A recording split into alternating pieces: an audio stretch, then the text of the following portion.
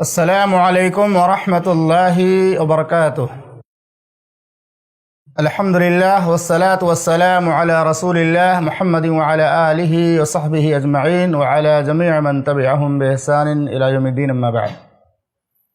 معزز محترم سامعین اکرام، دینی اور اسلامی بھائیو، ریاض الصالحین حدیث کی عمدہ ترین کتاب ہے جس میں زندگی کے مختلف مسائل اور احکام بیان کیے گئے ہیں۔ آج انشاءاللہ ہم توبہ سے متعلق اس کتاب کی آخری حدیث پڑھیں گے، اور امام نووی رحمہ اللہ نے توبہ کے بیان میں جو سب سے آخر میں حدیث رکھی وہ بہت ہی اہم حدیث ہے۔ اس کا موضوع ہے سب سے بڑی توبہ کون سی ہے جس سے اللہ سارے گناہوں کو معاف کر دیتا ہے۔ توبہ سے متعلق جو حدیث آج پڑھیں گے اس کا موضوع ہے وہ کون سی سب سے بڑی توبہ ہے جس سے اللہ سارے گناہوں کو معاف کر دیتا ہے۔ وہ مشرک اور کافر کی توبہ ہے۔ شرک و کفر کرنے والا اگر سچے دل سے لا الہ الا اللہ پڑھ لے، لا الہ الا اللہ محمد الرسول اللہ کہہ لے، اور یہ اللہ سے وعدہ کرے کہ اللہ ہمارے شرک کو کفر کو معاف کر دے، آج سے ہم توحید والے ہو گئے، تیرے نبی کے ماننے والے ہو گئے۔ اللہ کے نبی صلی اللہ علیہ وسلم نے فرمایا الاسلام یہدم ما کان قبلہ، اسلام گزشتہ تمام گناہوں کو مٹا دیتا ہے۔ اور یہ روایت ہم نے اس سے پہلے پڑھی ہے شرح کے دوران، ابو ہریرہ رضی اللہ تعالیٰ عنہ سے مروی یہ حدیث ہے، حدیث نمبر 24 ہے، اور بیان کرتے ہیں کہ محمد رسول اللہ صلی اللہ علیہ وسلم نے فرمایا یضحک اللہ سبحانہ وتعالی الی رجلین یقتل احدہما الآخر یدخلان الجنہ۔ اللہ کے رسول صلی اللہ علیہ وسلم نے فرمایا اللہ تعالیٰ دو بندوں کو دیکھ کر ہنستا ہے۔ وہ دو بندے کون سے ہیں؟ آپ نے فرمایا ایک بندہ دوسرے کو قتل کر دیتا ہے اور دونوں جنت میں پہنچ جاتے ہیں۔ اللہ کے نبی صلی اللہ علیہ وسلم نے اس کی وضاحت فرمائی یقاتل ھذا فی سبیل اللہ، ایک شخص اللہ کی راہ میں حالت اسلام میں لڑائی کرتا ہے، اللہ کی راہ میں لڑتا ہے، اللہ کی راہ میں قتال کرتا ہے، فیقتل، اسے کوئی کافر قتل کر دیتا ہے، کہاں پہنچ گیا؟ جنت کے اندر پہنچ گیا۔ ثم یتوب اللہ علی القاتل، پھر وہ کافر جس نے کسی مسلمان کو قتل کیا تھا، اس کافر کو اللہ اسلام کی توفیق دے دیتا ہے، اس کی توبہ قبول کر لیتا ہے، اس کو مسلمان بنا دیتا ہے، سچی توبہ کر کے وہ مسلمان بن جاتا ہے، اور اس کے بعد وہ بھی اللہ کی راہ میں لڑنے کے لیے نکلتا ہے، اور لڑتے لڑتے وہ بھی شہید ہو جاتا ہے۔ تو اس طرح دونوں کہاں پہنچ جاتے ہیں؟ جنت کے اندر۔ اللہ تعالیٰ ان دونوں بندوں کو دیکھ کر ہنستا ہے۔ تو اس حدیث سے سب سے پہلی بات یہ معلوم ہوئی کہ انسان سے کتنا بھی بڑا گناہ ہو جائے اس سے مایوس نہیں ہونا چاہیے، اللہ کی رحمت سے کبھی مایوس نہیں ہونا چاہیے۔ اللہ تعالیٰ سے اگر سچی توبہ کریں گے تو اللہ ضرور گناہوں کو مٹا دے گا۔ اسی طرح سے اسلام قبول کرنے والے کے گزشتہ تمام گناہوں کو اللہ تعالیٰ مٹا دیتا ہے۔ اللہ رب العالمین نے فرمایا ان اللہ یغفر الذنوب جميعا انہ هو الغفور الرحیم۔ اسی طرح اس حدیث سے بات بھی ثابت ہوتی ہے کہ اللہ رب العالمین کے ایک صفت حسنہ بھی ہے۔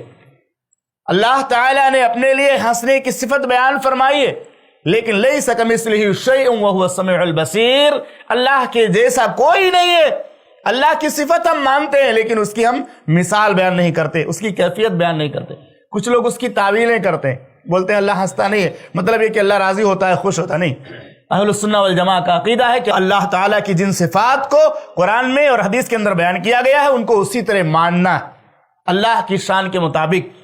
تمام جو صفتیں اللہ نے بیان کی ہیں اس کی شان کے مطابق ہے، ہم کو ویسے ہی مان لینا جس طرح بیان کی گئی۔ اور اسی طرح سے اس حدیث سے ایک اہم بات یہ بھی معلوم ہوتی ہے کہ اللہ رب العالمین بندوں پر جو ہنستا ہے اس کا سبب کیا ہے؟ ابن عثیمین رحمہ اللہ نے اس کی شرح فرمائی۔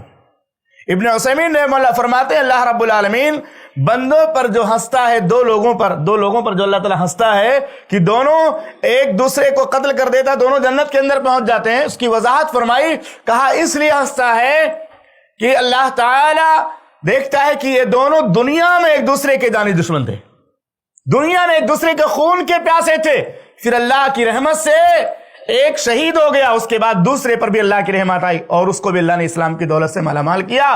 تو جس طرح دنیا میں ایک دوسرے کے خون کے پیاسے تھے دونوں، ایک دوسرے کے جانی دشمن تھے، اسی طرح جنت میں جگری دوست بن گئے۔ جنت میں کیا ہو گئے؟ دونوں جگری دوست ہو گئے۔ اللہ نے فرمایا وَنَزَعْنَا مَا فِي صُدُورِهِم مِّن غِلٍّ إِخْوَانًا عَلَىٰ سُرُرٍ مُتَقَابِلِينَ۔ جنت میں کوئی بھی جنتی کسی جنتی سے کوئی دشمنی نہیں رکھے، سارے بھائی بھائی ہو جائیں گے۔ دنیا کی چند سالوں کی زندگی میں ہم دشمنیاں رکھتے ہیں، اللہ جنت سے پہلے سب کو پاک صاف کرے گا، کسی کے دل میں کوئی بغض اور کینہ نہیں رہے گا۔ اسی طرح سے اس حدیث سے بات بھی ثابت ہوتی ہے کہ اگر انسان اسلام کے علاوہ کسی اور دھرم کے ماننے والوں میں پیدا ہو جائے اور اس کے اندر حق کی سچی طرف ہو، تلاش حق کا سچا جذبہ ہو، تو کبھی نہ کبھی اللہ اس کو ہدایت ضرور دیتا ہے۔ اللہ نے قرآن میں اصول بیان فرمایا یہدی الیہ من ینیب، اللہ اس کو ہدایت دیتا ہے جو اللہ کی طرف رجوع کرتا ہے۔